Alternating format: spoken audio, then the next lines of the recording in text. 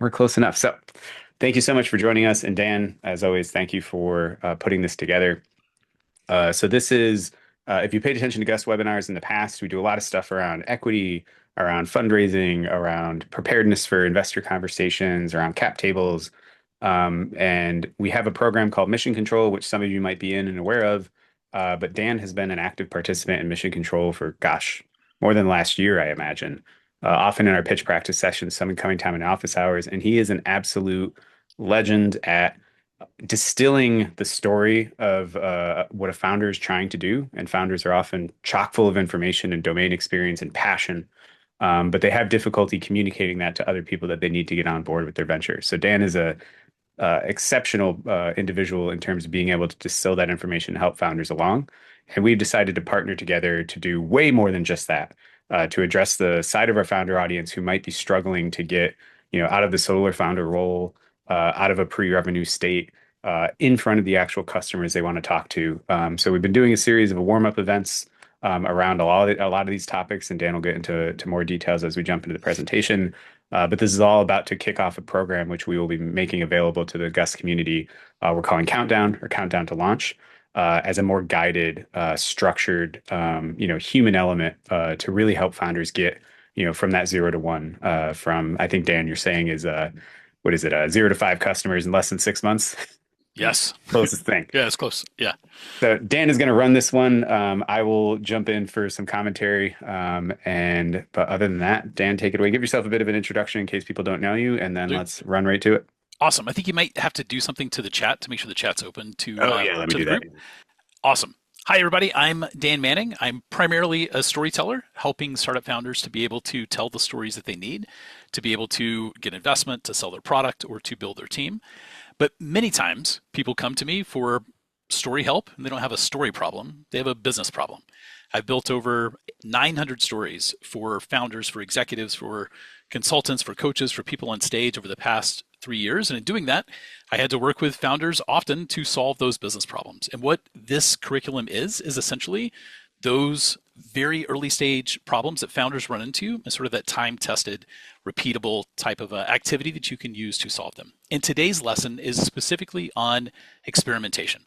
A couple of years ago, I was working with a founder who had spent $160,000 building a new app, a new social media app. He had moved out of his house. He had used up most of his savings. He was living in a garage apartment in a friend's house, and he didn't have buyers. He didn't have investors. He was in a really tough spot. And if he had done some of this experimentation that we're going to be talking about today ahead of time, he would have been able to not spend so much money, not spend so much time, or be able to spend that money and time building something that people actually want. And I know myself, when I first started my business, I thought that paid ads were the thing that I should be doing because I didn't do much. And I wasted about $20,000 in 1 year on paid ads and received zero back. So I knew that there had to be some different way to do this. And the way to do this is through experimentation. So what we're going to talk about today is exactly how you can build experiments that allow you to learn faster, allow you to be able to grow faster and with less money. So let's get into it. We're calling it Learn Before You Burn. And this is part of the Gust Countdown to Launch curriculum. So one of the core beliefs inside this curriculum, and something that I believe with every founder that I work with, is that every founder can be successful if you have two things. One is enough time, and two is a willingness to learn and adapt. The problem is that we never have enough time. Time is undefeated. So we have to be able to learn faster. I believe the entrepreneur's job is to learn as much as you can, as fast as you can, and as cheaply as you can. And time is everything for founders. Your money converts into time, and if you do it right, then your time converts into progress. So then the question is, how can you learn fast and cheap? Spoiler alert, the answer is by doing experimentations. And we're going to talk about exactly how to do that. So this particular lesson fits into the Countdown to Launch curriculum in spot 8. So essentially what we're doing with this curriculum is don't think of it as a course where you watch some videos and you do some stuff online and you get wished the best of luck in your future endeavors. This is a mentor guided program All the main lessons are going to be taught by me or by other people that we bring in. You'll have a mentor with you all along the way, somebody who has particular expertise in these areas to help you to be able to solve these problems. And the way that you advance from one step to the next is by meeting with a mentor, going over what you've learned. There'll be very specific, like pass fail criteria between you and the mentor. You decide if you're ready to go to the next step. So this particular one is on step 8. It comes very early because I think it's really important for founders to have an experimental mindset as you are building your business, because it's going to save you time and save you money. So let's get into it. I'd love to see in the chat from you, what is the most challenging problem in your business right now? What is the thing that is most holding you back? The thing that is most frustrating you? The thing that is making your founder experience the most uncomfortable for you right now? If you don't mind, drop that into the chat and we'll take a look at a few of those. And some of these can maybe become opportunities for experimentation. So Excellent. I'll Maybe pause. give Yeah. us an example or two. We got funds for Yeah. marketing, 100%. Yep. finding beta trial users, risk of hitting competitors, and intellectual property, raising pre-revenue capital, pivoting from a non-market, how to prove the concept out. Perfect. Those alone are all pretty solid. Going Good. from 0 to 1 in a new concept. I'm glad we Good. got a great audience for this content. 100%. Good. So we're looking at these. So even if we look at Meg, she says funds for marketing. So like, how can I get funds for marketing, or how can I market with less funds? You sort of have both sides to that problem. Finding beta trial users. So for Olu, maybe that is what messaging, what type of language do I need to use to speak to the people that I want to speak to, so that I can attract them to come in and be these beta trial users. If you are trying to raise pre-revenue capital, then you need to demonstrate to investors not just what your idea is, but that your idea has potential. There's a market for it. So how can you do that? Part of that's through experimentation. Anthony, how do we prove this concept? 100%. That's for experiments. Brad is making the sales phone calls to talk with the target customers. So part of that is going to be like, what's holding you back from making the calls? Do you not have the right numbers to call? Do you not have the things that you need to say that actually results in them doing the things that you want to do? Completing an MVP, ensuring your business good, and then selling before you have a strong user base. Perfect, right? So these are very typical problems that founders have. But all of these problems, or essentially like how to solve all of these problems, boils down to really only two types of problems that I believe founders have. You have one type of problem, which is what I call a figure out problem.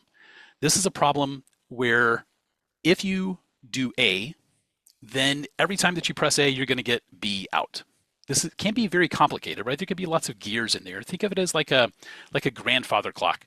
If your grandfather clock isn't working, there is some reason, there's one of those gears, there's some piece of machinery inside there that is preventing it from working. And if you have the right expertise, you can find the gear, you can find the problem inside there, and you can fix it. This expertise can be something where maybe you learn yourself how to fix grandfather clocks, or maybe you just pay someone to come in who has that expertise and they know exactly what to do. Or maybe you've got a friend who knows a lot about grandfather clocks and they come over to help you figure it out. These figure out problems are problems that are solved by expertise. Building a website, often building the actual product that you want to build. If you're building a physical product, then maybe the manufacturing processes and how you can design that product to be effectively manufactured, those are all problems that expertise can solve. If you have the expertise, you can solve the problem.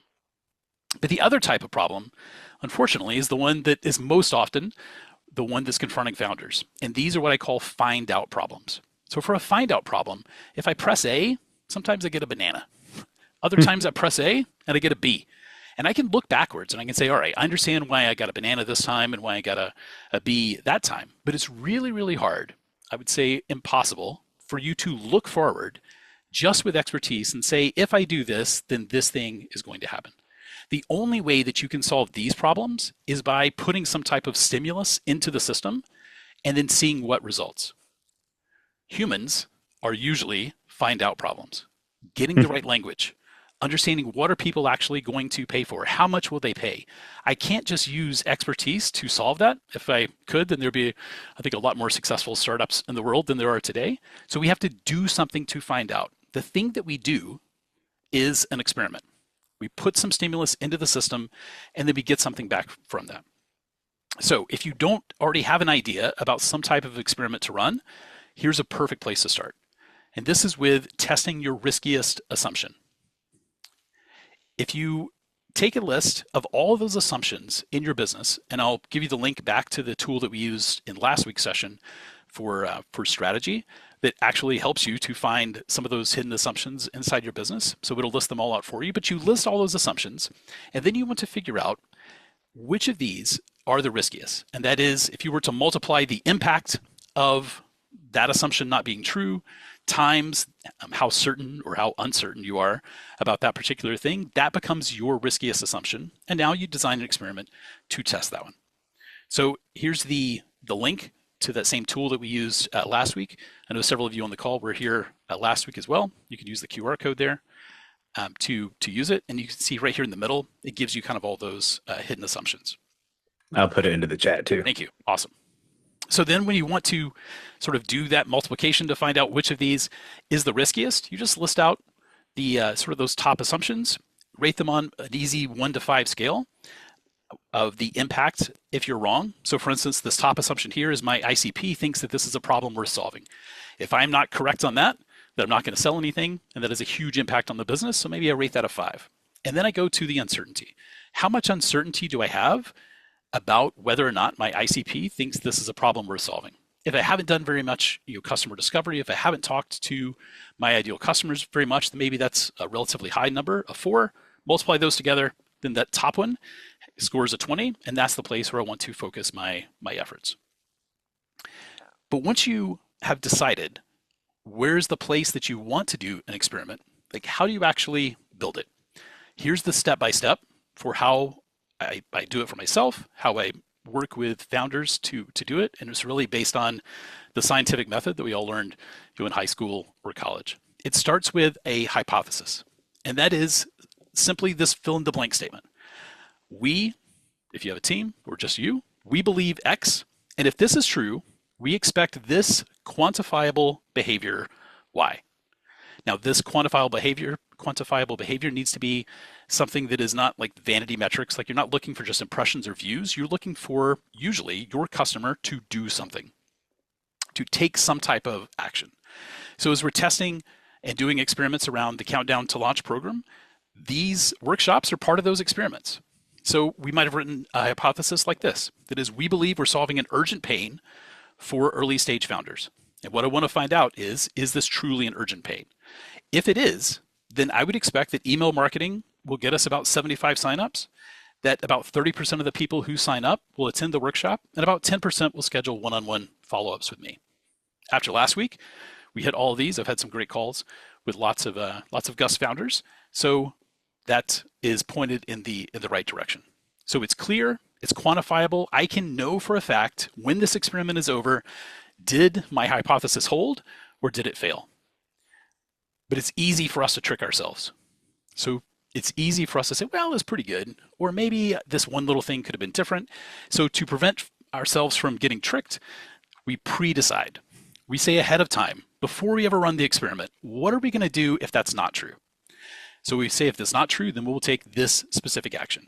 So for this series of workshops, if this is not true, then maybe we'll do 10 more interviews with our ideal customer profile to validate our language, to make sure that they are saying the things that we are saying, or more importantly, that we are saying what they are saying as we're talking about the problems. We'll take a look at our previous customer interviews to make sure that those actually, maybe we missed out on some of those most urgent problems and we can refine what that is. And then we'll reattempt our email marketing with new language or a new workshop. And then finally, we want to time box this experiment. We're really time boxing and effort boxing. Time is your most precious resource. So we want to make sure that we're not extending these experiments longer than they have to go.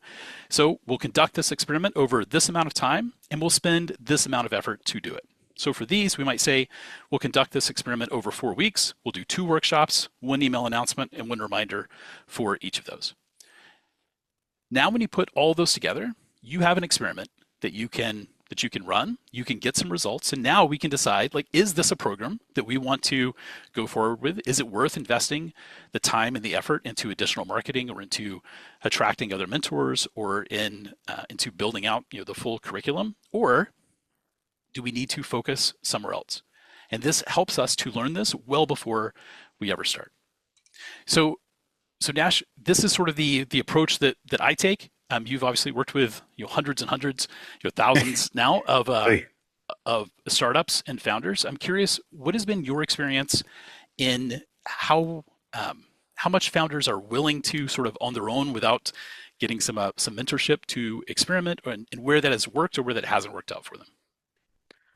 I would say I love the framework you put out there, and for people in the chat and people listening, like Dan and I are actively doing this for a new product we're bringing to market right in front of you right now. So like the experiment is not, a made up kind of thing. I think a lot of times founders struggle with generalized advice, from like YouTube videos and whatnot that say, oh, well, if your business model is this, like, this is how Tinder got famous, or this is how Tinder, and you can't use that anymore. Um, I will honestly say, I think one of the number one things that I find founders not running these experiments is fear. Like they're scared of getting that Z result, where it's like, oh, if I actually, I could build for another 2 months and the product will be perfect, and then like, and that's going to change the when I run the experiment. But I think that's the thing that I see all the time is like founders are scared of being wrong about their assumptions. So they find other areas to focus on and elongate, the building progress or getting signal for months, sometimes at a time, if they have their own resources or if they, it's so much easier to talk to an interested partner who would love to partner with you if you were to bring those customers to them and they validate you in a way that makes you feel like, oh, I'm building something, but you've never actually talked to the ICP, the ideal customer profile. And I do think a fear response is very strong there. It's like, what if nobody picks up the phone, right? What if nobody shows up? Nobody clicks the link because they don't care. And like, do I quit? Do I walk away? Like, that is the thing I've seen most commonly driving founders away from the experimental mindset and more into the build and fundraise. Like building and fundraising seems more attractive because you can get validation signals absent your customers. 100%. I worked with a founder, I think it was last year, and I asked her, what was holding her back, and she said it was fear, right? She said, I'm afraid that maybe I'm going to fail. And what I told her was, like, let's get this out of the way. You probably will. You probably will fail. Like if you look at the statistics, if you look at the numbers, if you look at the odds against you, you probably will fail. Or at least the idea that you have right now probably will fail, but you won't, because you will learn and you will adapt and you will adjust. So the only thing that makes sense is to start doing it today. You probably will fail, but you're not going to be able to adjust until you understand like which part of this is failing, what are people not getting, what do people not like, how can I adjust my business and pivot? And the only way that you can do that is by starting to put some stimulus into the system, conducting some experiments, and then figuring out which pieces need to change. The longer you delay getting that bad news, the longer you delay your success. So you can do these experiments. They can be relatively cheap, often free, and give you invaluable information. But I will talk about some like classic experiments that people run, and these are from other companies that you would recognize. So whenever you have a discussion about experimentation, the one that people most often think about is just a simple A/B test.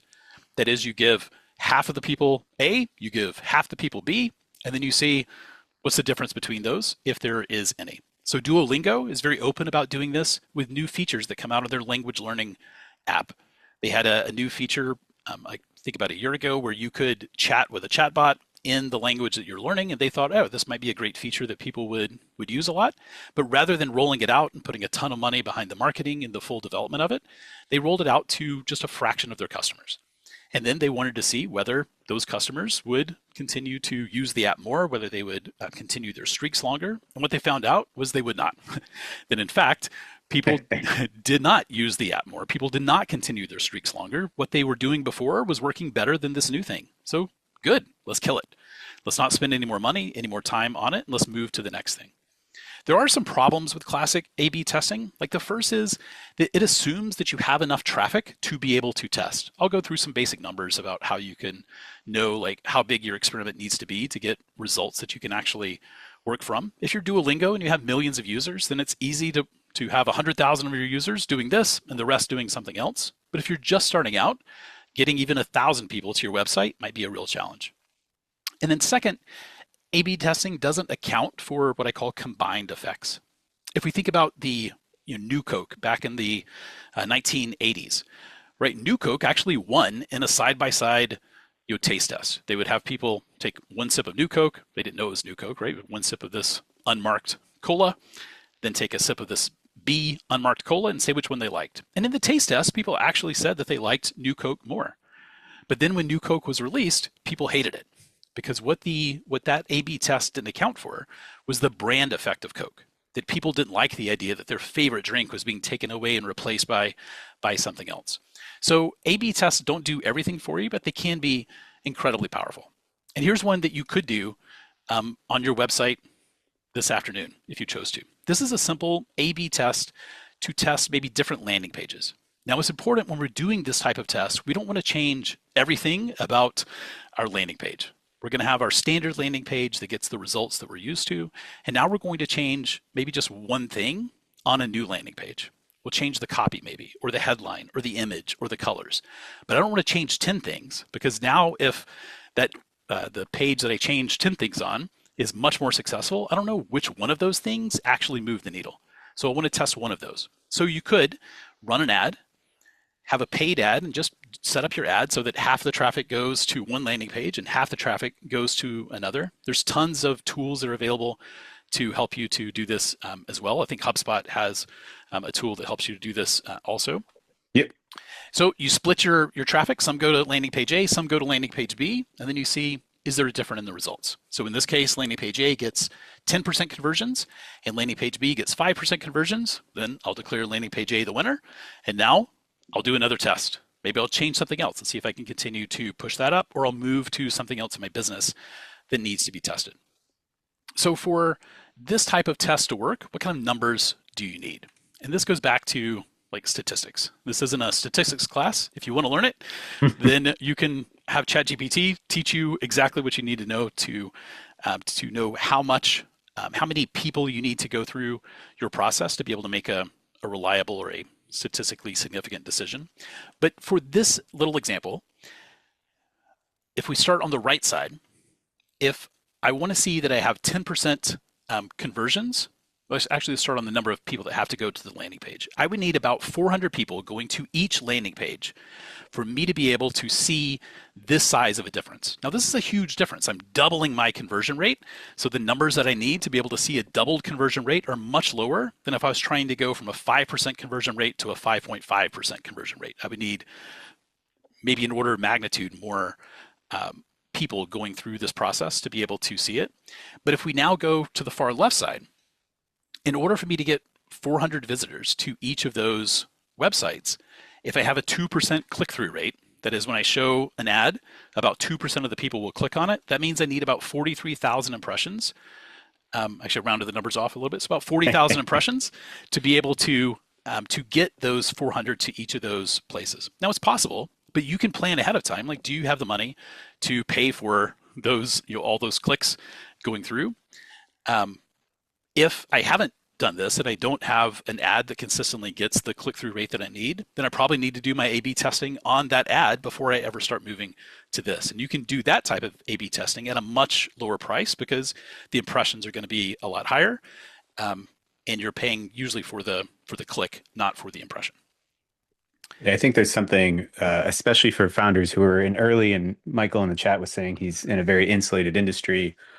Uh, Mm. I think there's a ton of survivorship bias in the startup space. One of our closest friends is First Round Capital. First Round, I actually think was one of the original Gust investors. Howard Morgan started that. It's a legendary venture investment firm. They put out some of the most beautiful articles when they interview a founder after they figured out what worked for them. And it's like this, point by point breakdown. They're very long form articles, but I find a lot of early stage founders get obsessed with those kind of like Superhuman is the most recent example I can think of, that email client where Rahul, the CEO, created a pre-product market fit interview survey. And you read that and you're like, oh my God, this is the secret to success. But then if you back up and say, I have no customers, I have no one to talk to, I have no leads, like I don't have enough money to run an ad campaign, what like reading that article day in and day out is like, oh, this system would be great if I had 40,000 people that were coming to my marketing website, but I don't, and I can't pay for it.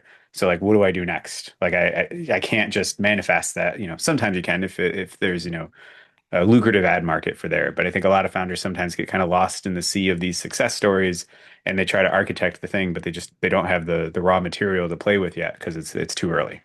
So what would you think if you can't buy ads to get 40,000 people to your landing page, what is even an A/B test worth to you?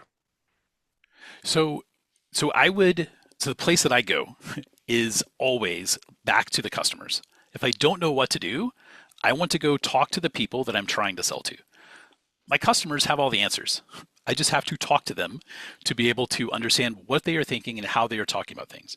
So even for Michael's comment here about this being a very insulated industry, not being a natural seller, and getting defensive about what you've built, the antidote to that is better understanding your customers and not getting defensive, but getting curious. Like, you want to build something that they want. It is always, always, always easier to build something people want than to make them want what you've already built. So you go and you have these conversations with them, and maybe you're only able to get into to one of them. I mean, I have to assume that you have some access to this industry if you're building something, inside that. So you have this conversation with one of them, and you're not selling anything. You are listening. You are talking to them, asking them questions, really mostly to get them to talk about the type of problem you're solving. I want to know what is the language that they are using. You might call it one thing because you're building the solution to it, but they might call it another thing. I was having this conversation today, actually, with somebody in Gust, where if I have a headache, I'm going to ask for an aspirin. A physician, somebody who's been to medical school, would say that's a non-opioid analgesic. If they were trying to sell me non-opioid analgesics, I say, no, no, no, I don't want that. I just want an aspirin, right? Because we're speaking the different language, even though you're providing me exactly the solution to the problem that I have. I don't know that because our language is separating us there. When you get curious about how people talk about their problem and how they think about their problem, now you can start shaping your language. You care more about your message than they do. So it is in our advantage as founders to shape the way that we speak to fit our audience rather than hoping that our audience is going to understand us. Yeah, so that's the place that I would start. And then you don't have to be a natural seller if you are genuinely relieving their pain, right? Every business is a business because one person pays another person to relieve a pain.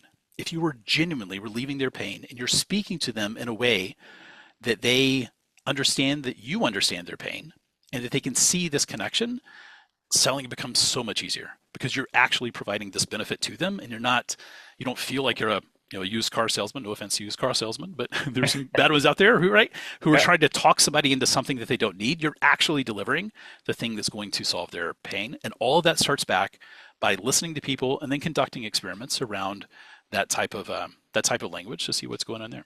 Awesome. Yeah, and I would say the one of the biggest unblocks, and I use it in two different contexts where I see this with especially technical founders or founders who are very close to a domain. When you say like some access to your customers, it's like that might involve in-person experiences, that might involve Zoom calls, that might involve phone calls, a combination of whatnot. And a lot of non-technical founders feel like I'm supposed to sell my product or my company. No. In the early days, you're supposed to listen and explain, and it's like you can break down all the walls and you can be an honest person. And it makes it so much easier. If you go to an event in your local metro area about your industry and about whether it's startups or just industry stuff, and you just tell people about what you're trying to solve and listen to what they say, it's a lot easier for you because you're probably excited about the problem space and you'd actually like to riff with this person. And often you end up in this situation where somebody wants to buy the product you haven't even built yet because you're an authentic person who's trying to, you care about a same domain. You don't have to be the salesman. Eventually, you need to create a sales playbook. Eventually, you need to instrument, mechanisms that you can scale it. But in the earliest days, you can break down those barriers and walls and not, you know, I think a lot of founders go to like live events and they think that everybody that they talk to, they need to pitch their company. And the result is somebody who's going to be interested in investing and or buying the service. Like, no, you just need to talk and listen and share, collect some contact information. Building up a database of, people that you can continually message about what you're doing is fantastic for your company in all sorts of ways. But you can really relieve yourself of the weird pain of like, you're not a salesman. You're not there to close the deal. You're really just there to connect, hopefully maintain a relationship and keep building that relationship over time. And then those people, like as you end that conversation, you can say, "Hey, I really appreciate these insights and your experience here. As I continue to develop my product, is it okay if I reach back out to you to ask questions, or when I have a beta, to invite you to it?" People are going to say yes. If they just spent this time talking to you, they're not going to say, "Absolutely not. I don't want to speak to Yeah. you ever again." They're going to say, "Yeah, sure, you can do that. Perfect." Now, the problem that we had earlier about attracting people to your beta, you started solving that way back when you were actually talking to the people that you were trying to serve, and you built something like specifically for them. The one thing I'll go back to in the chat there, Michael's saying that his co-founder will be better able to frame the offering in their language as she has experience in this. Like this is one trap that a lot of founders run into, where they say essentially, "I'm building this for myself. Like I had this problem and now I'm building the solution that I would need." Like there is value in that, but you are not your customer because you decided that the problem was so bad that you were going to start an entire business, invest tons of your time and your energy and your relationships into building a solution, but the people you're talking to aren't. So your co-founder can get you close, but the more that that person becomes a co-founder and less like immersed in that problem, the less useful that experience is going to be. Talking to your customers like is the way. You're not selling to them, right? You're talking to them. Even 15 minutes, and you can do. A lot of the people I work with, I recommend they put a post on LinkedIn saying, "Hey, I'm working on building this type of thing. I need to, or I'd like to speak to people who have this type of problem. If you're willing to spend 15 minutes, I promise no sales, to tell me about your challenge, then I would love to have a conversation with you." Set up a calendar link, send it to them, let them pick the time, record those interviews so that you can go back and harvest that language later, and you can really pay attention to the person who's speaking there. And all you want to do is ask them a couple questions to get them talking, ask some follow-up questions, and you will get the most valuable information that you need for your business, and it costs you zero.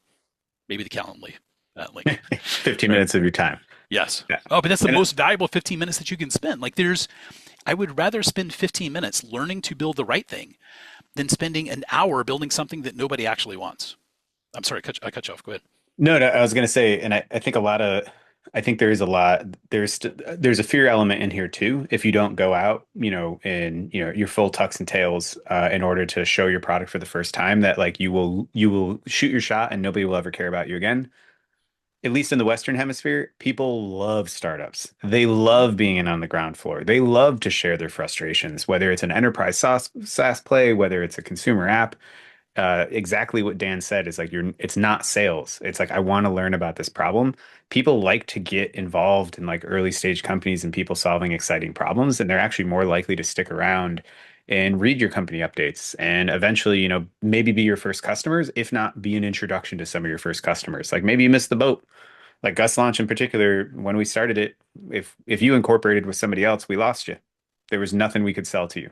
But we had a ton of people who would come to us and say, "Oh my God, if only I knew you guys existed a year ago before I did the thing." But you know what those people did? They recommended their three founder friends to use us because they saw all of the mistakes that they made that we, prevented.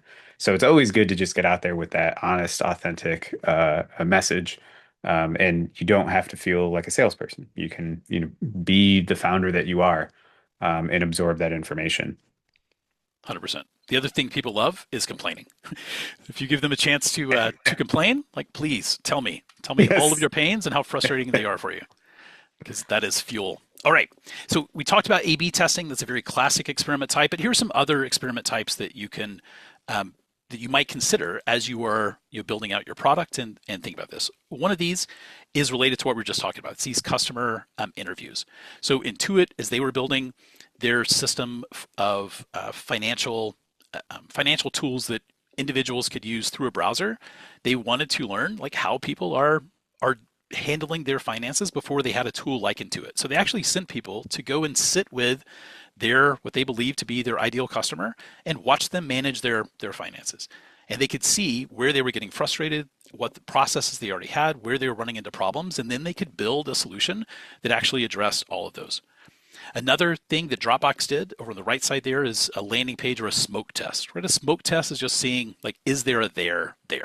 And Dropbox made a video talking about how great would it be if you had some way of being able to upload these giant files onto one place, and now people could download them from there rather than having to send files or thumb drives or any of the weird things that they were doing before. They signed up, I think it was like 5,000 people to their wait list before they had a product just from that video. That's good validation that people care about this. There is a there, so let's go to the next step and continue to see about investing in building. Over here on the left side again, they have the what's called the fake door test. So Netflix, before they rolled out their ability to split up their your individual profile sort of into multiple family members. So like on our TV at home, my wife has a Netflix profile, I have one, our son has one. Before that feature was available, Netflix wanted to know, like, is it going to be worthwhile? Do people actually want this? So what they did was they set up a button where you could click to say, like, set up a family account or whatever the language was. Essentially, it was the call to action to build or to do the thing that they were considering building. And then when people clicked it, it said, coming soon. We will enable you to do this. But what people did is they took action, right? They clicked that thing, and that's a good indication that people actually want that. And it's a better indication than simply asking people, hey, would you like to be able to set up a family account? Because people will say yes to you all the time, but not actually take action. So this fake door is the opening to a coming soon or something that people have to take action to open up. Yeah, I'll riff Oh, on that please. really Yeah, do it. quick. Just something that we like to throw out a lot is there's a book called The Mom Test. Hmm. I think a lot of founders, when they hear 80% of this advice and they run off being like, I just need to go talk to customers. And they talk to customers in a way that basically just validates everything that they already have assumed is true. And so the mom test is like, your mom is not the person that you talk to about your product idea. And there's ways to have meaningful conversations with your customers. Oh, you can do it, through Netflix is a great example without a conversation at all. If you have an audience and you prove that they will demonstrate intent. Hmm. And so the mom test, I think it's a pretty quick read, It is. and it's a good refresher just to be like, don't kid yourself and don't gaslight yourself into thinking like, oh, I just had 10 interviews with customers and they said they love everything that I'm about to build and they'll totally purchase it. Now I'm going to go put my head in the sand for 6 months and build it and then they'll all totally purchase it. Probably not. Like you want to be sure you're conducting these conversations in a way that you are not gaslighting yourself into believing, false validation. One technique that you can use today to improve your ability to get past just people saying good things to you is simply to ask for an example. Right? If you ask people, you do you do you struggle with keeping up with your CRM, or do you struggle with doing whatever the thing is that you're going to solve? They might say yes, and like, oh, when was the last time that this happened for you? And what you're looking for is a very specific time, because now it's easy for me to say yes to you. I can say that without even thinking. But if you ask for an example, and I just told you I had one, right? I just told you it was a problem. So I'm going to say, oh, here's a time when that happened. Now I have to put a little bit more thought into it, and I give you actually the real information that you need. If you want to make it even better, then you take a couple of those words that they said, and you said, you said that this was really frustrating for you. Like, in what ways is it frustrating? And now they just told you it was frustrating. They're not going to say, no, it's not frustrating, right? They're going to take you another level deeper, and they're going to give you that additional information.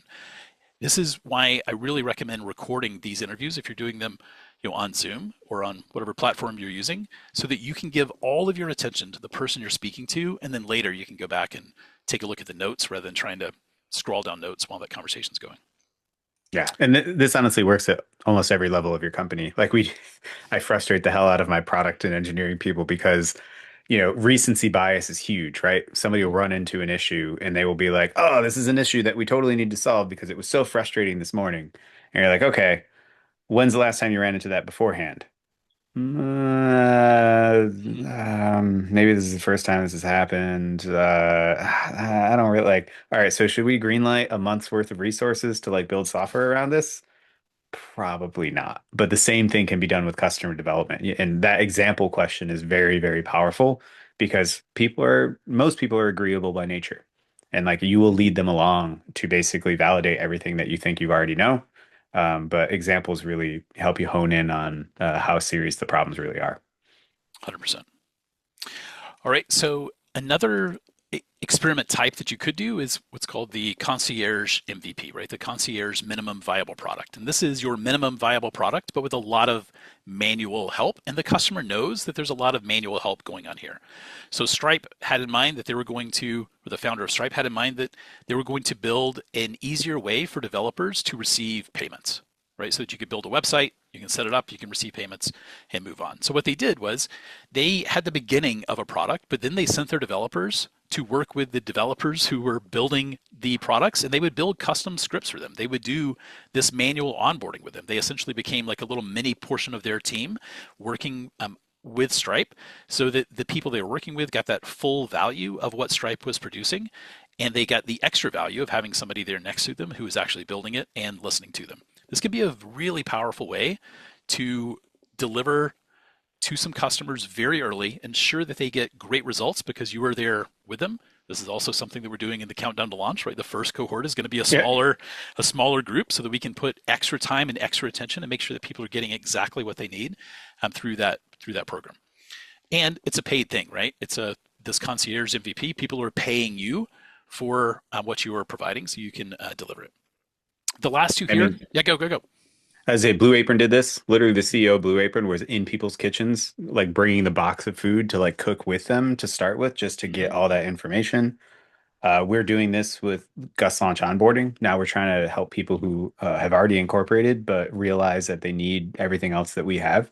And so we do a white glove concierge where it's like, hey, we charge for it to make sure Hmm. it's worth it for them, right?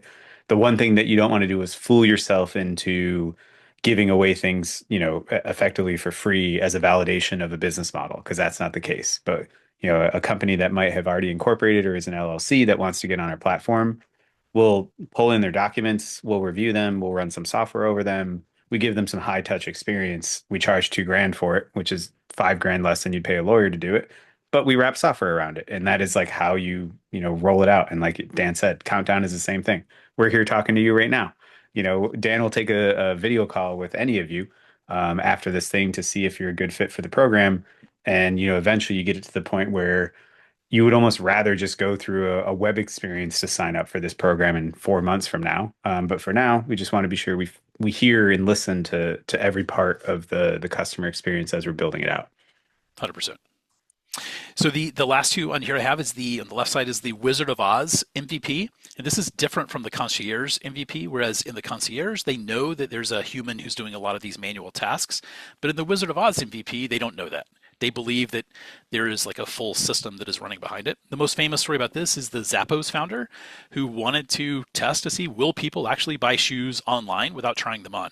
So he went to a shoe store, he took a picture of a bunch of shoes, he set up a website where people could then buy those shoes that he just took the pictures of, and if they bought them, he would go buy the shoes from the company and ship them to them.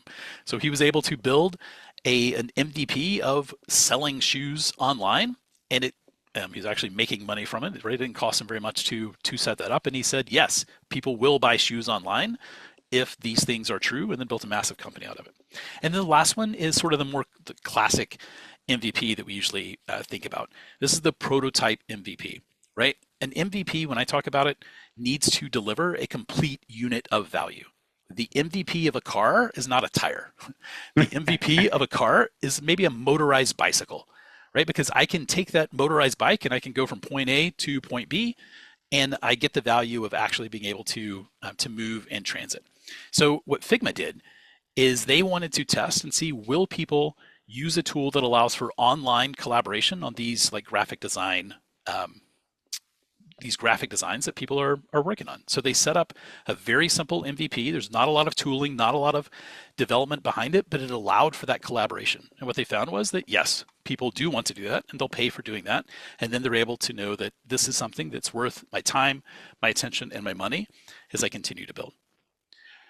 So let's I go. think Yeah, go, go. Google Docs did the same thing, right? When Google Docs came Sure. out, it had 1/10 of the functionality of Word, Hmm. but it had the one thing where I can write and you can write at the same time. That's all Yes. that mattered, right? You had bold italics, you had paragraphs, and that was it. And there were, Yes. but that was foundational to, the change in office work over the last decade. And then later on, they built in versioning and Hmm. formatting and structure, all the other stuff that Word has always had. But they just proved out that one little piece. None of those features matter if the main feature isn't something that people want. Yeah. Like adding dark mode is not going to be the thing that suddenly makes your app take off. So hold on to What? that. All right. So let's say that you have the business genie comes to you, and this business genie will grant you the information that you need to instantly learn one thing about your customers or about their behavior. What is it that you would like to know?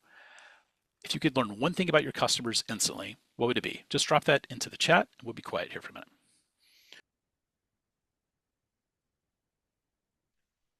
Oh, I'm trying to think of my own. So many customers now. This one might need an example. Anthony's got a good one. Do they want this? Ooh, what is the catalyst to pull the trigger and buy? How much would they pay? Hmm. That's a good one. Pricing is always a very interesting. Ooh, Damien, why do people trust banks to protect their money? Good. What time he has his breakfast and reads? Okay. I don't know about that one. That must be something very specific to your business, Anna. Yeah. If that's the big unlock, I want to hear more about what your business is. Do they care about preserving their life story online? Okay. Yep. Do they want this 100%? Sounds like a financial product from Glenn here. Are they optimizing return on liquidity balances globally? Yeah, I talked to Glenn just yesterday. Ah, I think it was yesterday, maybe it was 2 days ago, about this 100%. How much time their lawyers, how many times their lawyers charge unreasonably in another country? Would my customer want to purchase a single unit? Yeah. Okay.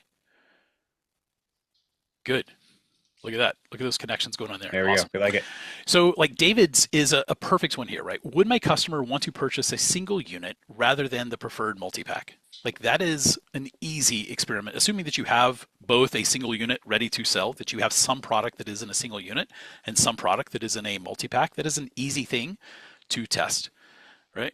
Essentially, like you set it up on your. If I don't know exactly what your product is, David. If it's a something that you can sell directly from a website, then you offer those solutions and you allow your customer to choose those, or you do one of those A/B testing things I've demonstrated before, where on one path it takes people to buying the single unit, and on another path it takes them to buying the multi pack, and you see are people buying both of those?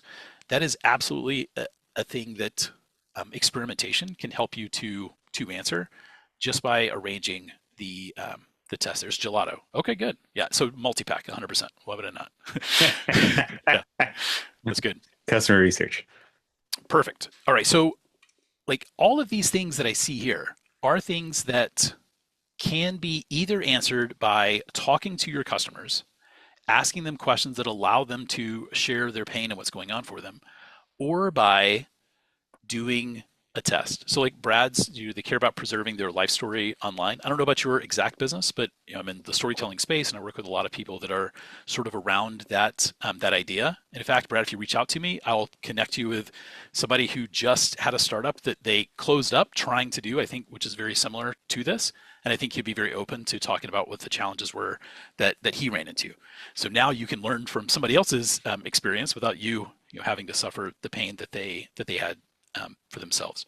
But I'm telling you, all of these things are knowable, right? All of these things are knowable. You don't need the genie to help you to figure these things out. What you need is just the experiment that we laid out there.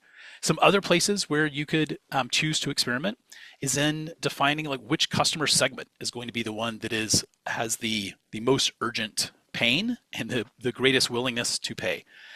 Um, the problem intensity is sort of connected to the same thing, right? People who have an urgent pain are willing to pay much more and willing to pay much faster than people who are just a little bit uncomfortable with whatever the current system is. Messaging about your value proposition, like how you talk to people, that's an easy thing to create experiments around. And in fact, when I talk to founders, I say, like in every conversation that you have where somebody says, "Oh, what are you doing?" and you give them sort of that 1 to 2 sentence statement about what it is you're doing, like be quiet after you do that. And then see, what do they say back to you? Are they asking questions that are really trying to clarify that thing? If they're trying to clarify, then your messaging was not clear enough for them. They don't get it. They don't understand what it is you're doing. This works with investor pitches as well at the end of your pitch. Are they asking, so what is it you're doing? Now we know that our messaging about what it is needs to change. Or conversely, are they asking questions that sort of expand your idea? They say, "Oh, I see that you're doing that for these SaaS companies. Could you also do that for brick and mortar companies?" Now they believe that they understand what it is you're doing and they're looking for a different path. By just listening to those questions, it's this very natural experiment that you're running to see, do people get it? Do people understand what it is that I'm talking about? Willingness to pay is another place where you can test that with an experiment. Acquisition channels. Which channel is going to get you your customers at an acceptable customer acquisition cost? We talked about onboarding already.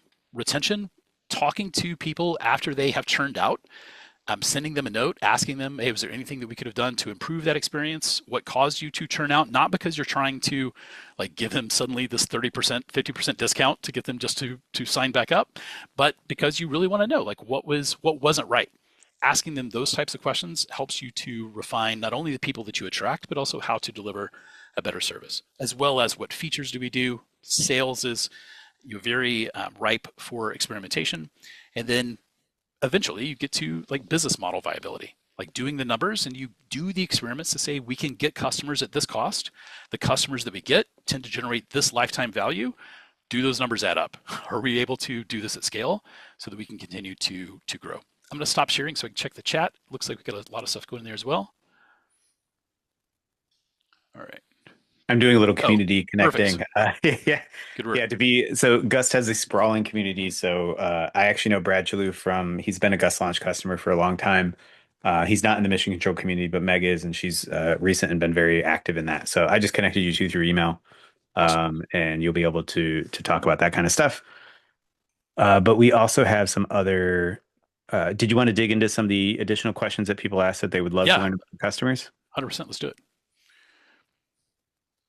All right, we have a new one that is uh well, so the one I actually wanted to comment on a little bit because it is one of the trickier ones. Damien, why do people trust banks to protect their Mm, money? Um, that's a very founder question, and that's a very like big brain question in terms of like I can kind of see maybe where you're going with whatever your business model is, but to kind of hinge off of everything Dan is saying, there's some really good examples out there where it's like I think Brex and Mercury are two companies that asked this exact question and came up with a high growth startup response to this.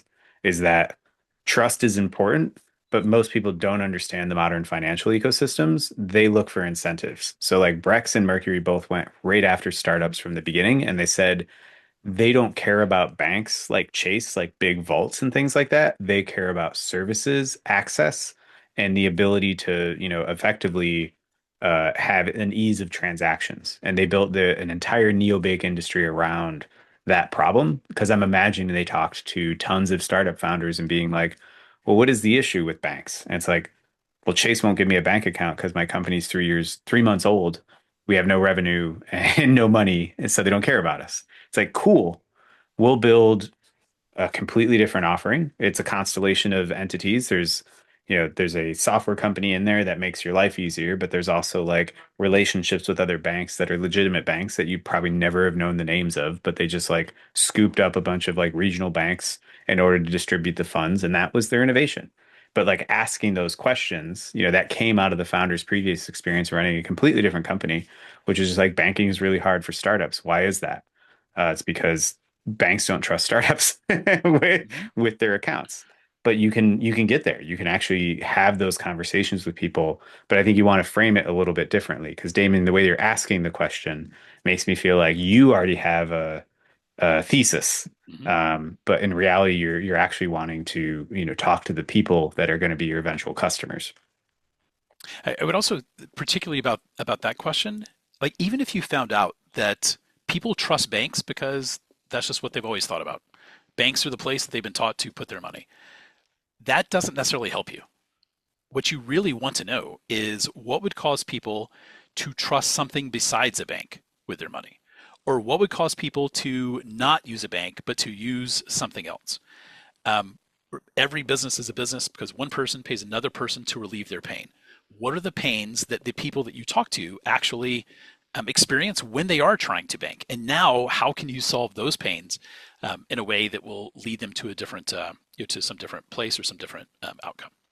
All right, let me do this very last thing because I promised it in the community and I think in the email as well. Talking about vibe coding for a second. So I Cool. use tools like Replit. I use tools like Lovable. I turned out to be like one of the top 1% Lovable users in terms of code produced last year. I did 1.8 million lines of code in Lovable. I built two like revenue generating apps. I built the several things with it. And I've helped other people to build their things as well. So vibe coding allows you to move very, very fast. If you have zero like systems thinking coding experience, you're probably not going to be able to get very far by yourself. But you can learn those things, right? You get to decide: is this a place where learning this expertise is going to help me, or do I want to pay somebody else to do it? But what they are very effective at doing is creating some MVPs. You can create web pages, you can create click-through MVPs, um, and with these vibe coding tools, you can essentially cover every stage of this evidence ladder. So, evidence that people want your product and are willing to pay something for it. At the very bottom, this is just words only. Like, oh yeah, I think that'll be great. Give me a call when you get that built. That's worth a tiny bit, but not very much.